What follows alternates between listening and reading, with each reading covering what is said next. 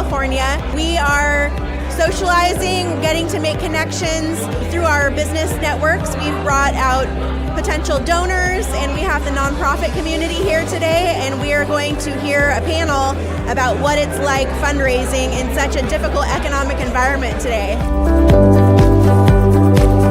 I'm so honored to be part of this panel with some of my colleagues in the industry, and to be able to share what we know and to be able to have a great discussion about revenue, about nonprofits, about Ventura County, all of that. As far as who's in the room, what's really important is to have this room filled with other nonprofit leaders, but also private sector leaders, so that we can hear the commonalities and we can share the things that are important that we are finding to get to these solutions. And I'm here to talk about our progressive city and how we are incorporating AI to be more efficient and more resilient and just enhance the quality of life of those that live and work here. I'm here to share my insights, my trials, the tribulations of being a nonprofit leader in this particular climate, and hopefully engage the audience in a really rich dialogue about not only how to survive, but how to thrive.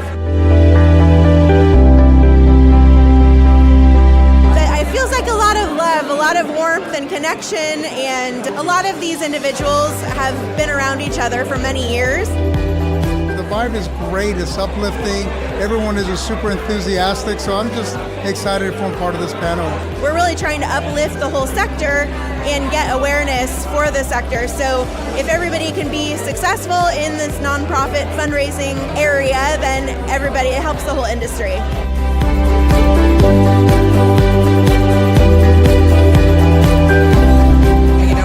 Is very connected to one another, cares really, really deeply. So I think there's corporate leaders, public sector leaders, and nonprofit leaders who really try to grapple with some of society's greatest challenges, but we're doing it together, which makes tonight really special.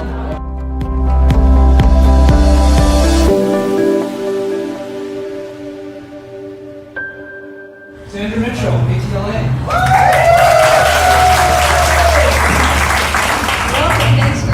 We've got a really lively bunch and a lively panel. First, I'm going to introduce Eric Knight. He is a certified fundraising executive who started his own fundraising business. So, Eric, if you'll give us a little synopsis of why we're here tonight. Yeah, thank you very much. Thanks for everybody being here, and to the sponsors for supporting.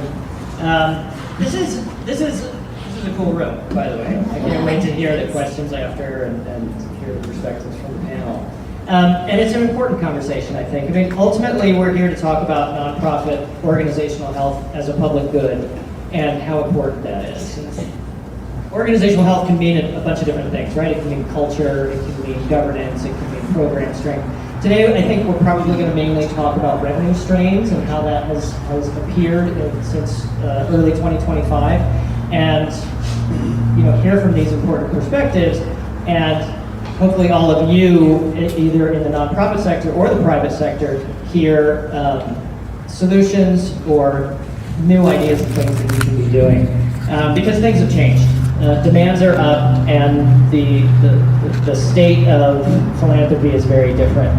And I'll get into exactly what that means, but it relates to the economy at large, the K-shaped economy, where the wealthy are getting wealthier, and the middle class are finding themselves without the dollars to give that they used to have.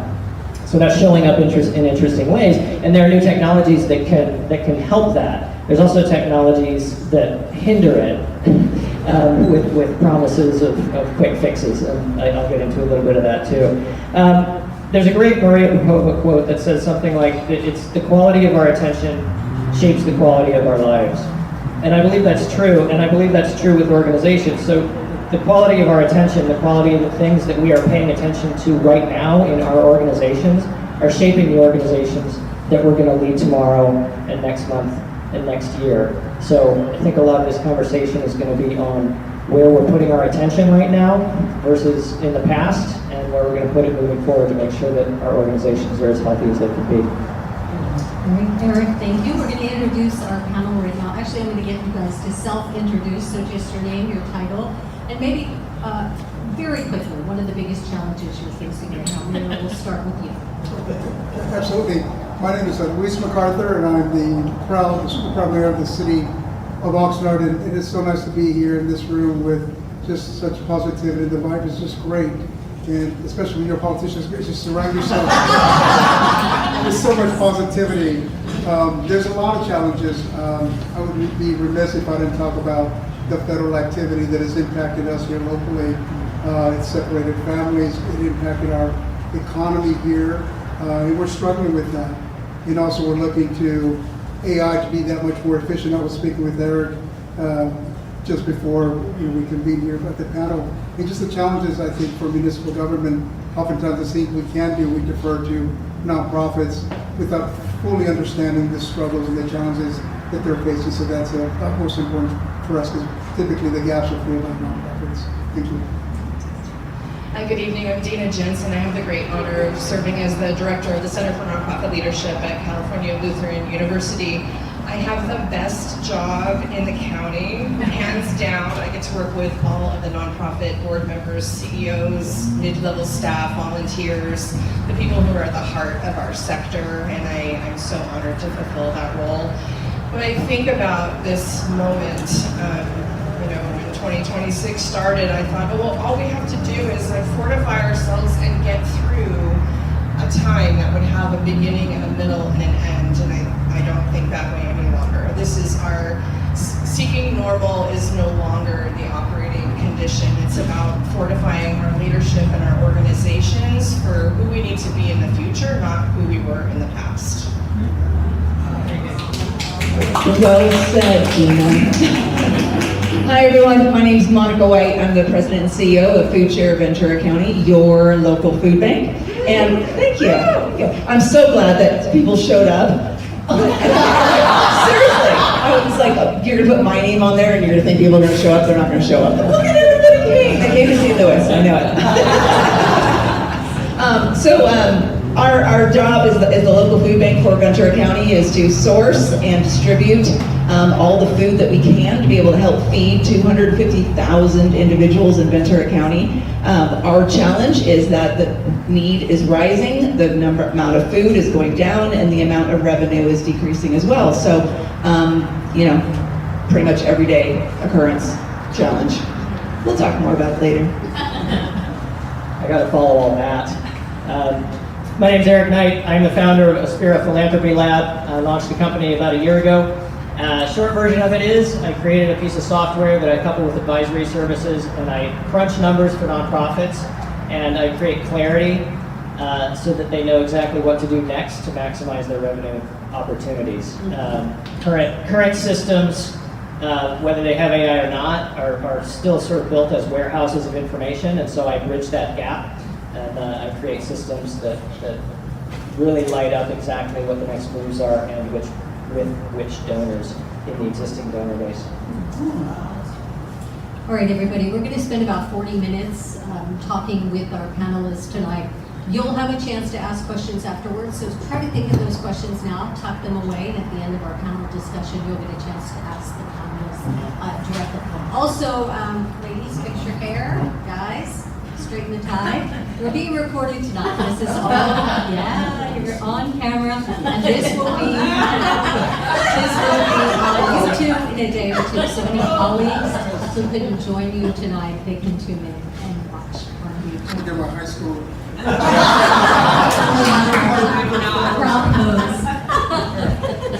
All right, so Dena, you mentioned that this does not have a middle, a beginning, and an end. Do you think this is then a long-term disruption, what we're seeing? Because I know we're all feeling this at home, right? This economic disruption. We're wondering how far we can stretch our budget, how much gas can we afford, and that's spilling over into the nonprofit world.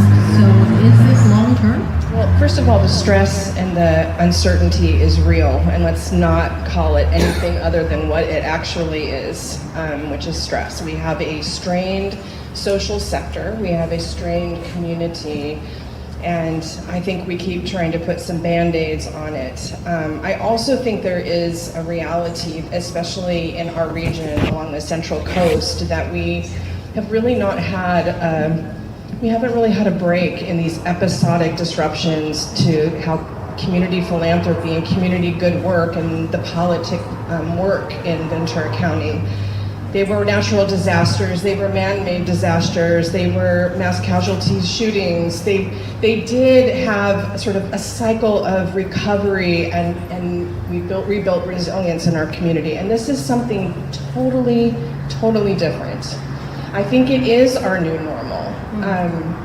To not necessarily go into crisis management mode, but rather build organizations that have adaptive leadership capacity, make really tough decisions in real time, are turning to data sources and information to adapt what we're doing. I think those organizations that are just going to try to wait it out are not going to survive.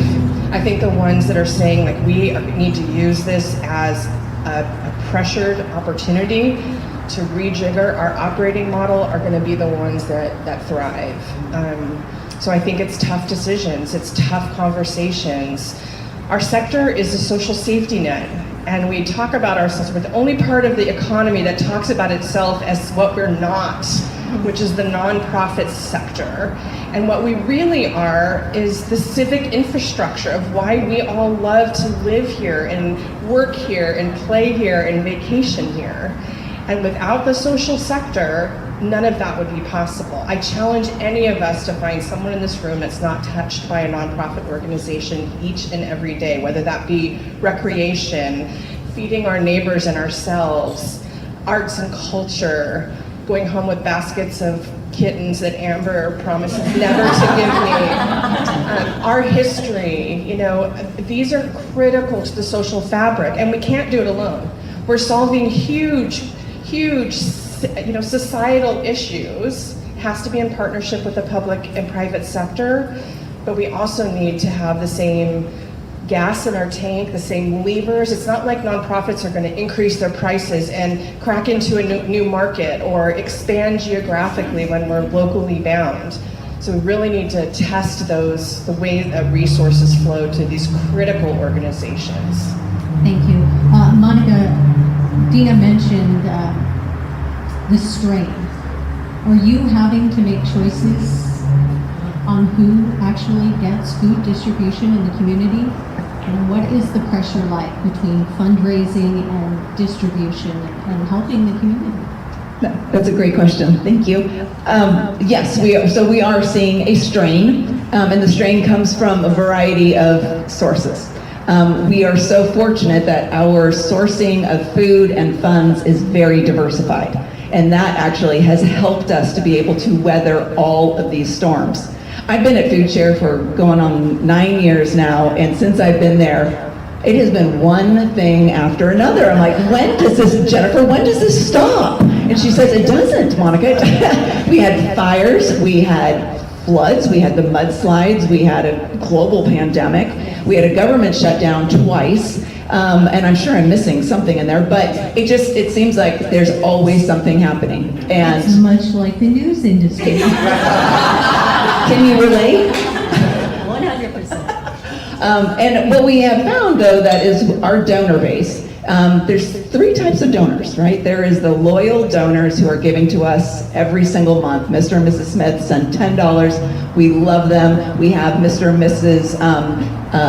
White who give $100 every single year. But then there are also the rage givers. And those are the people who are mad at what they're seeing facing our nonprofits, and they're saying, not in my neighborhood. I am going to support my nonprofit because that's the only way that I know how to get back right now.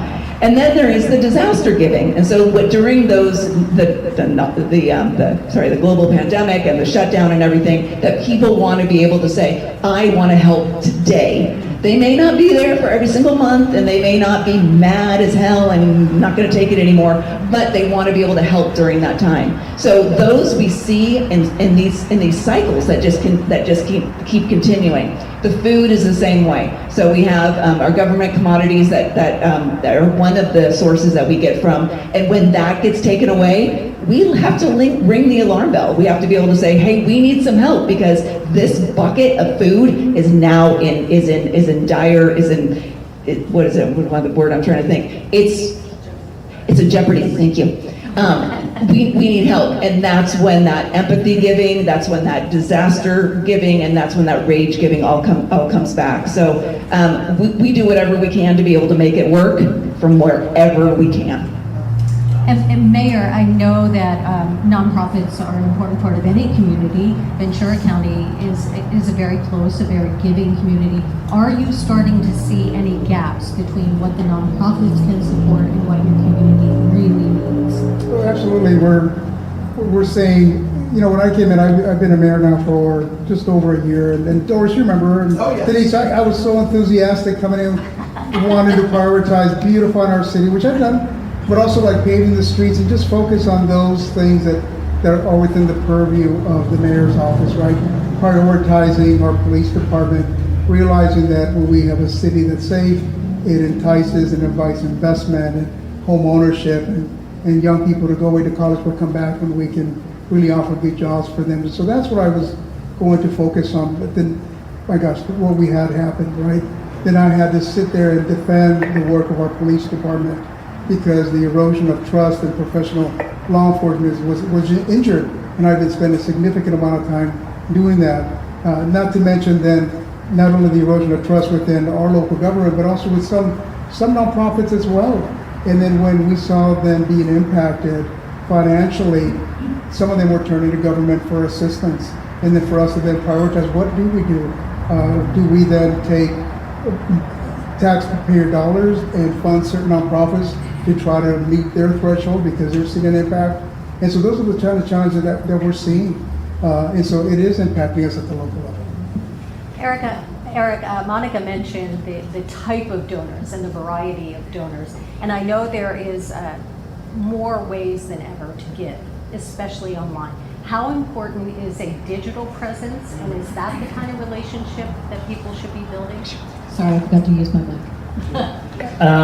Well, first of all, when I get home, I'm going to start drafting a rage campaign. All the development directors here are writing down like rage fundraising appeal. I see Heather. Whatever it takes. Yeah, I mean, an online presence that's a great question, and it's a complex answer because there are different gradients of involvement with donors. An online presence is absolutely essential, because and it's not really how you cultivate, right? It's not a funnel. Your online presence isn't necessarily your funnel. I'll talk about GoFundMe in a second. But an online presence is important so that donors can stay connected. The best version of an online presence is so that donors can stay connected to your mission and what you are doing, ideally as up to date as possible. And of course, all over the place, opportunities to give and opportunities to show where the money goes and what that's doing. But the most important thing in fundraising are the personal relationships, and this is where the AI world, and it's not really an AI world, but the private sector is like working really hard to wedge AI into everything, and I've found, and it's leveling out in nonprofit, but it was initially wedged into nonprofit and kind of still is, as like chatbots that are being sort of modified to work with your donors. So you get these weird, ridiculous sort of claims. It's sort of like, our AI is going to handle your donor relationship so you don't have to. That is exactly the opposite of what I do. I do a whole bunch of other stuff that frees up bandwidth for leaders and development people to spend time on those important relationships. Now the real issue is, okay, well that sounds simple. It's the relationships. We're living in this world where connecting with one another is almost harder than ever, even though we all have these pocket computers. And so it's finding those ways to connect meaningfully. Also, you're dealing with a whole pool of people who have different preferences on how they want to be interacted with. But that's the job of the development professional. And honestly, that's the fun part of the development professional. It's not running the reports and doing the year-over-year board things. So online presence is important. The personal relationships, however we go about that, are by far the most important thing. We cannot lose sight of that. And I'm not honestly that worried that any nonprofit professionals are going to lose sight of that. I think I'm more worried about the compression of time and that the personal relationships fall by the wayside because our systems are more complex than ever and we have less time than ever. And I can talk about the GoFundMe thing later. Since you mentioned AI, is there pressure for Dena and Monica? Is there pressure for you to incorporate AI? I think there's a curiosity and an invitation and a lot of promise. And I know that there are people who are self-subscribed early adopters who slowed down so they could speed up and go farther. I'm a dabbler. I know just enough to get in trouble. I know that if I slowed down, I could probably make it do more things, but I think it goes back to that precious commodity of time. And what this panel is really about, we're in the people business, we're in relationship business. And so how do we decrease the amount of reports and report generation and the administrative tasks that are heaped on our CEOs in particular right now, where they're adapting their business model and they're in constant day-to-day cash flow projection, and they're keeping their staff healthy, hopefully, and well, and providing critical services. They're stewarding a board, they're deploying volunteers, they're growing their business, and so all of that administrative tasks, if we can streamline it to a certain degree and carve out a little more time for the people business, that really intrigues me. The replacing it with the human, the human-centered part of our work, I don't care what sector. If we replace ourselves with a chat bot, I promise you, we'll have to undo the damage done. Are there not some people, though, and this is for anyone, who prefer to just click and donate and don't want that personal connection? And how does that affect the nonprofit sector? Absolutely. We have 50% of our donors now come online, where they do not want to talk to anybody. They just want to click the button and yes, I'll cover the administrative fee, love you. But that's the way that they want to donate. We're finding younger donors are also very much involved in that. But then there's also some people who prefer to donate with their time. Or they want to hold a food drive. So we're finding all those different types of donors that wherever they want to be able to make an impact, we're there to be able to give them that experience that will enable them to perhaps move on to the next thing, and maybe 20 years from now even leave us in their estate planning or something like that. But on the AI part of it, there is not a single conversation that I have today that AI does not come up. And that we just met with our direct mail company, and he says, I just need to know what is it that you are looking to be able to do? Because as we're building on the back end of being able to figure out what AI could do for us, what are those questions? And our number one thing, Jen and I were like, we want to know who has DApps and how can I get in touch with them? If you can figure that out for me, I'm your best friend forever. So. Eric? Yeah, I just wanted to speak to, that's a great question, and it speaks to the nonprofit leaders and development executives knowing how to communicate with their donor base. Sometimes knowing how to communicate with that donor base is to not communicate with the donors who don't want to be communicated with. I've been a development director and an executive director before I started my company, and I remember I had one donor that was giving at, it was several $1,000s a year regularly, and I got in touch with that person, and they said, it was when I was new, and they said, I know you're new, so whatever, I'll take your call, but don't ever call me again or I'm going to stop giving to you. I just want to give the money, leave me alone. Okay. And can I add one thing? I think the issue of, I don't think it's an issue of a lack of generosity, because I think we see acts of generosity in our community all day long. There is a richness of generosity. It's accessing that generosity. It is the donor advised funds tend to be one of the fastest growing vehicles for high net and mid net worth individuals they want that little bit of distance from our organizations, but it makes it impossible for us to know who they are and how to initiate relationships. And that makes it really hard to predict how we're going to build to that next level of donor engagement. So how important is it to diversify where you get your donors? Are you constantly pushing for the big donor, the one that's going to pull you through 2026? Or is it multitudes of smaller donors? And Eric mentioned crowdfunding, things like GoFundMe, and they're pulling people away, and there are so many smaller causes going on now. I think the 80-20 rule just is very apparent, and probably all of the nonprofit businesses, that 20% at the very high level, they're very few. It's the majority of the people. Almost a third of our regular donors are giving to us $10 a month. I mean, it's just they want that individual one-time gift, and we appreciate it. I mean,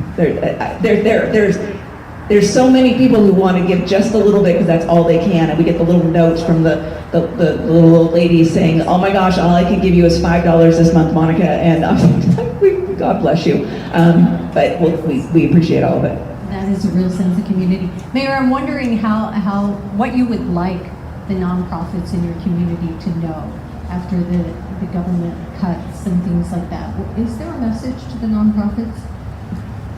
I think Dena mentioned about relationship building, and I think in our line of work, I certainly value relationships.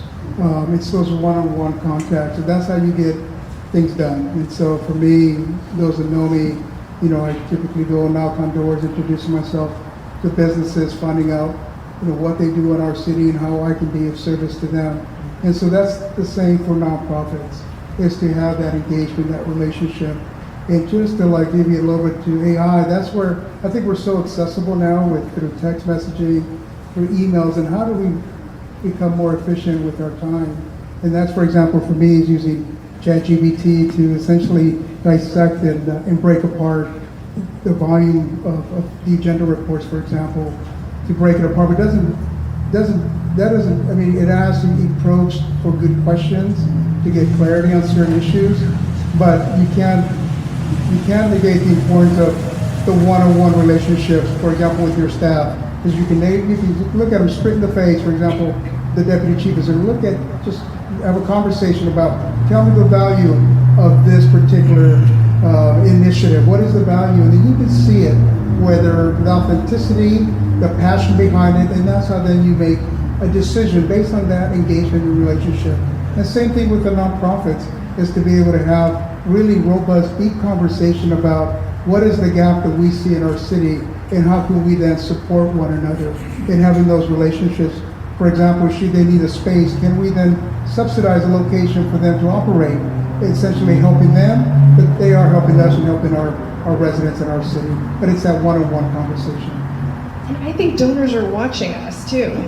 I think our donors are watching us, I think our colleagues and peers are watching us, and when we do leverage resources across sectors or even with each other,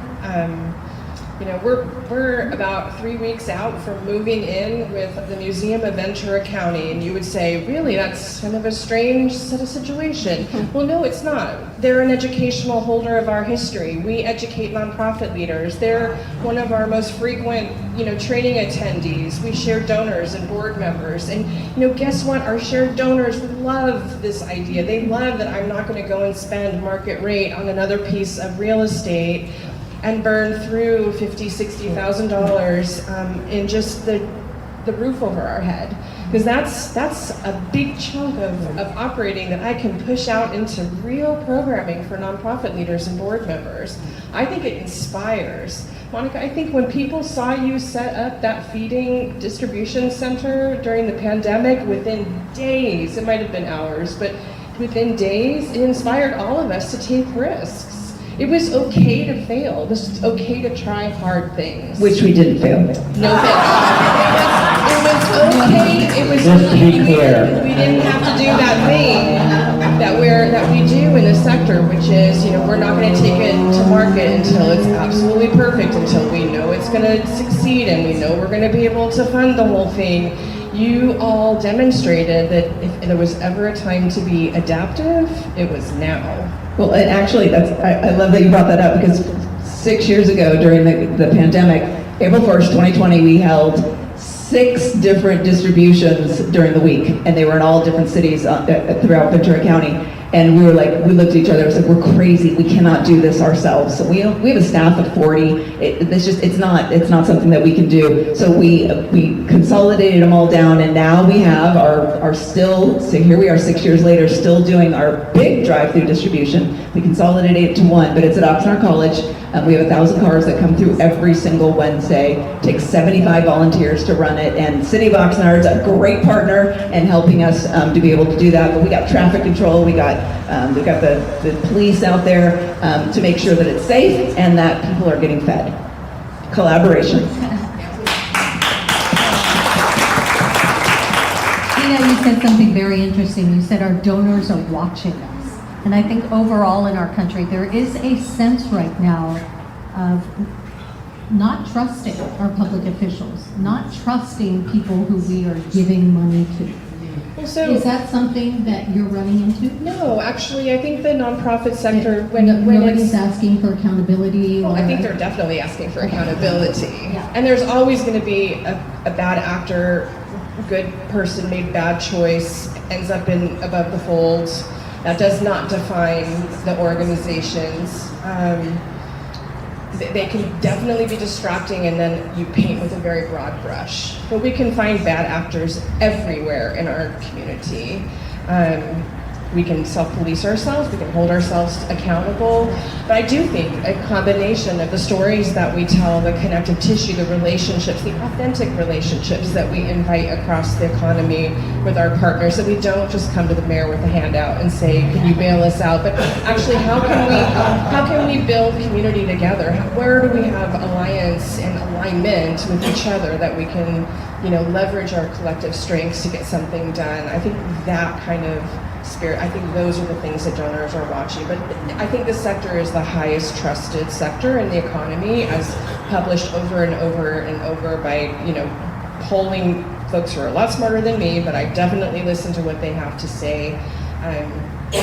My vote's on the nonprofits being successful. Thank you. Eric, if there's one part that our nonprofits should be focusing on to look for revenue, what is the data showing you? And what are they leaving on the table? Maybe not even realizing. Yes, Eric, tell us all right now. I will tell you. Okay, so when I was founding my company, I did a lot of R&D, and that included talking to local leaders, consultants, executive directors, development directors, and around the country. I talked to East Coast, Chicago, Atlanta, Texas, all over the place while I was developing, because I wanted to make sure I was meeting a need. And across the board, what I was hearing from my colleagues and from clients, and what everybody else was hearing, almost 9 out of 10, if not more, were saying, we need new donors, we need new donors. Specifically, high net worth and ultra high net worth donors. We need new donors, we need new donors. And they'd say, we need to increase our revenue by $5 million, $5 million new dollars in the next 24 months. And I'd say, okay. First of all, what sort of feasibility have you done that is telling you can do that? And they would say, well, we just need to, because the community needs it. And that's huge hearts, right? I mean, that's good intentions, but it's likely not going to move the needle. And the second question always was, what is happening in your donor database right now? What's your overall retention? What's your segment retention? What's your mid-level retention? How many people are giving this year that gave the same amount the year before and the year before that? What are your losses in dollars? Not your losses in number of donors that haven't come back, but how does that translate into dollars? And they don't know. And it's not because it's not because they're lazy or they don't know they're supposed to be looking into these things. It's because to know that stuff takes a ton of time. You've got to run a whole bunch of reports, and you have to know how to interpret what's in those reports. So I would say nonprofit professionals need to, of course, by the way, I'm making no argument for not doing acquisition and cultivation. You need new donors. Everybody needs new donors. but it shouldn't be the obsession over paying attention to what's happening in your donor database. So I'd say dig a little deeper. You know, the numbers that we used to look at when we were measuring nonprofit success, we would look at a revenue that was stable or that was up a little bit, and we'd say, okay, that's great. But now, what we're seeing in donor bases, donor erosion, is that actually revenue increase can be hiding a really big problem underneath. There could be erosion at mid-level and low-level donors that is really critical. So I'd say if you're paying attention to anything, like all that stuff I rattled off is going to take a ton of time and a ton of reports. You should do it all if you can, but if you can't, pay attention to that segment retention and measure the losses in dollars, not just the number of donors not retained, but the losses in dollars, and pinpoint those lapsed donors, particularly the lapsed donors who were repeat donors, and appeal to them directly and say, hey, you told us you love us once, and your support was so important, and we appreciate it so much. We would love to tell you more about what we're doing right now because we're on the verge of making a greater impact and we need continued support like yours. Can we count on you to come back and support us once again? That really forms a strong bond. And it's I don't want to reduce donor relationships and all that into money and time and all that stuff, but it is less expensive and takes less time to do what I just said to reactivate a donor or to keep a donor activated before they lapse than it does to go out and indulge your obsession with getting a whole bunch of new donors. So that was a long answer, but But a really good one. I have a question for Eric though. So Eric, do you need to be a nonprofit that's like on Salesforce and has this like crazy sophisticated system to be able to get all that information, to be able to figure out what it is that you say that we should be looking for? No, you don't. You do need a donor database. I suppose you could do all that with an Excel spreadsheet. What you really need is someone who bridges the gap between your current system and getting you all the answers that I just said you should have. And where do we get someone like that? You know, I know a guy. I'll get you his card. All right, we're going to take your questions in just a moment. First, I'd like our panelists to share, and I think you did, Eric, so we'll move on. One thing or two things maybe that our guests can take away and start to implement this week.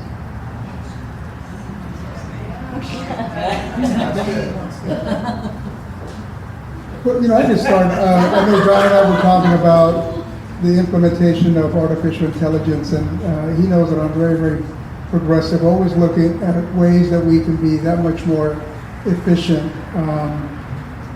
Looking at how, for example, traffic signals, how we can utilize AI to count the cars, to essentially regulate the lights. I mean, I know it's super frustrating when you're sitting at a red light, there are no cars crossing, right?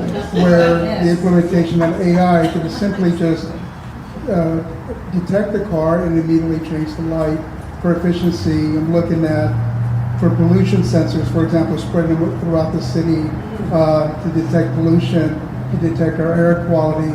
But one of the things I'm super proud of, that's why I invited our deputy police chief to come here, is our implementation of drones as a first responder program. We are leading the way with our drone program. And I'm going to invite our deputy chief to speak a little bit about that and give maybe some technical, or just speak with some specificity, and also maybe some anecdotal examples of our drone program. I'm going to stand in front of anyone. So, under the leadership of Mayor McArthur, Chief Jason Benitez, and the City Manager Alex Nguyen, we were able to implement the first drone as a first responder program in the county of Ventura. One of the first it's the first in the tri-counties, and it's one of the first in Southern California. What that does, to give you an idea, is we currently, right now, as we speak, there are 3 drone, what we call them nests, but they're boxes that contain a drone, powered by artificial intelligence throughout the city of Oxnard. Those drones have a flying radius where they can cover 70% of the landmass of the city of Oxnard. We position them, database intelligence to decide where we're going to position them. They can cover 85% of our call volume. And there's one police officer in the police station right now in our command center. And at a call for service, a 911 call, an emergency, a subject with a gun, someone may be fighting in a park, he can press a button, that drone will lift off, and within 90 seconds can respond to essentially any call for service in the city of Oxnard. Wow. And what that does, you can imagine, real-time intelligence provided to the officers on the ground. There's going to be numerous officers responding, some lights and sirens driving safely but quickly to the call. And at the time, the police officer, the veteran police officer who's in that drone center, they're getting real-time intelligence and passing that on over the radio to the responding officers. And as a result, our officers coming on scene have intelligence that can give them information to prevent an encounter that may be disadvantageous to us, and obviously not the kind of thing we're looking for, right? Space, time, distance, things that can prevent an officer from having that contentious encounter with maybe a person in crisis. We had it happen in the city just a few weeks ago. There was a subject who was hurting himself with a knife in the street. A police officer before, in the days that Mayor McArthur and I were in the streets, we would have just responded to that call for service, turned around the corner, and been face to face with a man with a knife. And who knows how that would have gone. Now, just a few weeks ago, the drone was overhead, saw the subject was committing self-harm, and was able to give that information to the officers. So the officers can approach more slowly from a distance, have medical personnel standing by, and get that person to de-escalate the situation verbally from a safe distance to avoid that contentious encounter and get a safe resolution where the person was able to get medical aid right away. So drone as a first responder and things like that are helping us be a little more efficient and effective as a police department, and that comes from the support of our leaders like Mayor McArthur.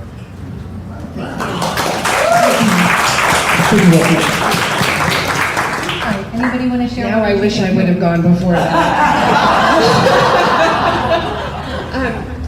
Here's what I'll say. For those of us who are non-profiteers, whether you're a board member, a staff person, a treasured volunteer, we need to start talking about ourselves as civic infrastructure. We are not the third sector. We are not what we're not. We are incredibly important to the social fabric of our community, and we need to own that. We're in position to solve huge problems and bring great joy to our community, but we have to find our voice and talk about ourselves in ways that inspire people to join us.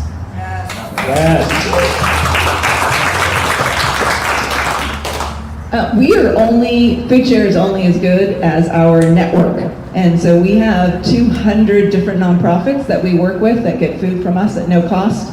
And we are only as good as they are. So to be able to continue to support them however they need, we have one of our most valued partners here, Conejo Valley Food Bank, that we're all working together with the same vision to ensure that no one in Ventura County goes hungry.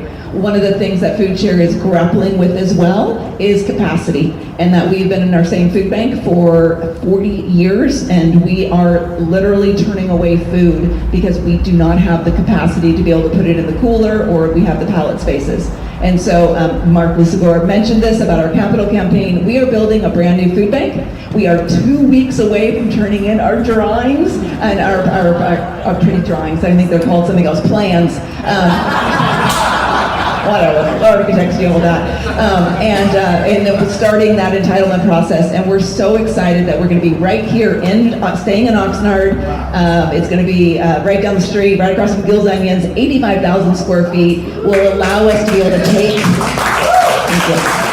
I know, it's so exciting. We're going to be able to get more food. We're going to be able to help more people. And wouldn't that be crazy if instead of getting 1 bag of food, they can get 2 bags of food? I mean, it's just mind-blowing, and lots of parking. I know you'll all be happy about that. So, and if you're interested in hearing more about it, please go to our website, foodshare.com. We'd love to share more. And just come volunteer. Yeah, thanks. Really good things are happening here in Ventura. And now it's time for your questions. If you'd like to direct to a specific panelist, we have the mayor, Dena, Monica, and Eric, or otherwise just shout them out and we'll let you guys jump in. Questions? Do we need a mic or? I think we can hear you. If you'll maybe stand up. Yes. I know it's a surprise. Dena's going, oh, of course, Dena has a question. You're right. Oh, there we go. I loved everything you said. I mean, the nonprofit community here is just outstanding. And the fact that we work so closely together on a variety of issues is just so powerful. And one of the reasons I love coming to the InfoDine is because there's a network of people here that aren't in our normal network. And I am seeing a disconnect, to be honest with you, with our business community on these social issues. And I'm wondering, I know Dena's heard my mantra for many years, but I'm wondering how can we improve that partnership with our business community to get involved in these social issues that we're all striving so diligently to fix or improve. So I came out of LA and we had a CEO roundtable there, we had other groups. I don't see that here. And how can we build that so that we all win with these major cuts at the federal and state level? Well, I'll start, first of all, and I don't mean to sound incredibly flippant, but we got to stop treating our corporate partners like ATM machines, where we only reach out to them when we want them to write a check for our gala or our annual event or something that is, perceived as very one-directional. I just heard you extend an invitation to a room full of corporate leaders to learn more about nonprofit organizations, and I'm hoping everybody will meet someone and make a visit, do a site visit, a food share, whatever topic is up your alley. But we have to find the ways to make those reciprocal relationships and authentic. And we need to be ready when you visit us. We need to be ready to hear your ideas. I mean, the most inspired donors are the ones who get to help us shape where organizations are going. They don't get to call the shots, but they get to be part of organizational life in really authentic ways. So we have to be ready for them. I know there's been corporate breakfasts in the past, and I applaud everybody. I know everybody was, angling to go home tonight and have dinner, and we came here instead. So it's really, really important that we continue to network weave with each other. But hopefully everybody will, even if it's a little outside of your comfort zone, meet someone you didn't know before you came here today, exchange business cards. I know it sounds old school. I think I have 7 of them left since before the pandemic, but meet somebody who you're gonna have a cup of coffee with, a Zoom meeting, a telephone call, something that just kind of really ties that social fabric together. If I just may add, just on your question, I think that was an excellent question. When I first came into this position, I saw that we didn't have those strong relationships. And Rick is back there. One of the things I implemented was a stakeholders meeting where key leaders came together to inform the decisions that I was making. And this came at the heels of the federal activity that was so divisive here in our city and in our region. But along with that, I mentioned it earlier that I started door knocking myself with a lot of businesses, getting from them directly what were some of the challenges or some of the challenges that they're facing. And one of them, for example, is the permitting process, right? That oftentimes is delayed and we're not as efficient as we could be. And so one of my commitments was, hey, look, let me just bring our just key members of the business community beyond just what the chamber is able to bring together, but me as a politician to bring them in, bring in our community development director, our executive leadership within our city, and to hear directly from like the management of the collection, where they manage a lot of tenants, other developers, other contractors, business owners, and just gain from them, not a shouting match, we just gain from them an insight. Look, what has been your experience in our permitting process? Then for us to hear that, and how can we improve to make sure that if you're successful, because if you're successful, then we're successful as a city. And I want to make sure that they feel that they're supported, that they're heard. And so I'm doing that as a supplement, because you're right, that is missing. And I'm doing the same thing for our school district to bring in the directors or some key trustees from the Oxnard High School District, the elementary school district, bring them together so essentially we can strengthen relationships with one another, because we need one another for relationships. Just like if you're excited to open up, the new facility for food share that Monica wants to do and Jen wants to do. Last I would want is for them to get tied up in the permitting process, right? We want to be good, strong partners with them.